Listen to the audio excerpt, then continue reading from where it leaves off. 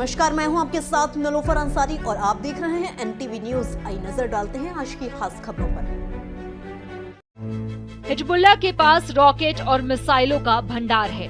उसके पास करीब 1,20,000 रॉकेट और 2 लाख मिसाइलें हैं। 2006 में 15,000 रॉकेट थे, लेकिन अब ये संख्या 10 गुना तक बढ़ गई है।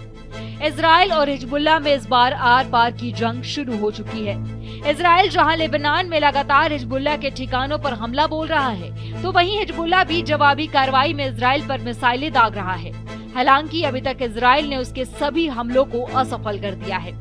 इजराइल ने लेबनान में अभी तक हिजबुल्लाह के 1600 ठिकानों पर हमले किए हैं, जिसमें 500 लोग मारे गए और हजारों लोग घायल हो गए हैं। वहीं हिजबुल्लाह भी हमला करने में पीछे नहीं है।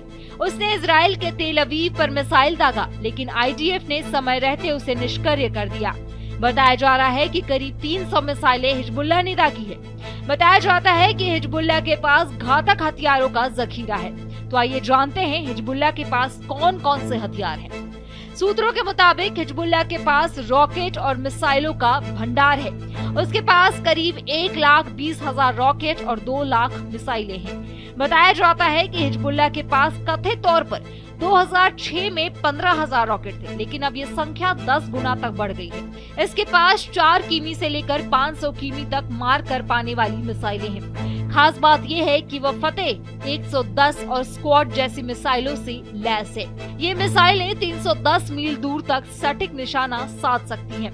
इसके अलावा हिजबुल्लाह के पास कई आधुनिक टैंक और तोप भी मौजूद है।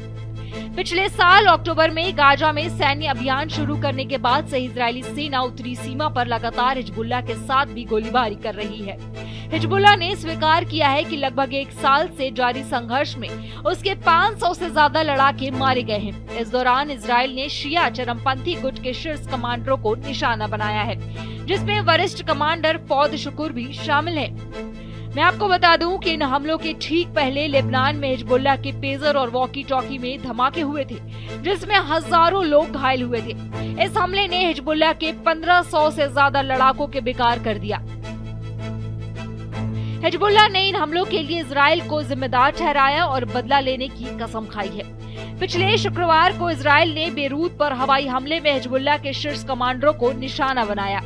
इजरायली वायुसेना लगातार हिजबुल्लाह के हथियारों को निशाना बना रही है। रिपोर्ट में दावा किया गया है कि इजराइल ने हिजबुल्लाह की आधी क्षमता नष्ट कर दी है। हालांकि इस बारे में कोई स्पष्ट साक्ष्य मौजूद नहीं है। हिजबुल्लाह ने इजराइल के हमलों के जवाब में मिसाइल और रॉकेट की बौछार की है। हर दिन हिजबुल्लाह इजराइल पर सैकड़ों रॉकेट दाग रहा है। हर अगले दिन यह इजराइल के और अंदर हमले कर रहा है। हालांकि इजरायली एयर डिफेंस के चलते इन हमलों का इजराइल पर बहुत बड़ा असर नहीं पड़ रहा है, लेकिन एक्सपर्ट का मानना है कि हिजबुल्लाह को कम करके नहीं आंकना चाहिए। हिजबुल्लाह अभी भी इजराइल के लिए एक खतरनाक विरोधी है। चरमपंथी गुट ने अभी तक के अपने अधिकांश हथियारों का इस्तेमाल नहीं किया है। अगर इजरायली सेना लेबनान में जमीनी अभियान शुरू करती है, तो उसके लिए ये गाजा जैसा बिल्कुल नहीं होगा। इजरायली सेना प्रमुख ने हर्जी हलेवी में बुधवार को संकेत दिया कि इजराइल लेबनान में जमीनी अभियान शुरू कर सकते हैं।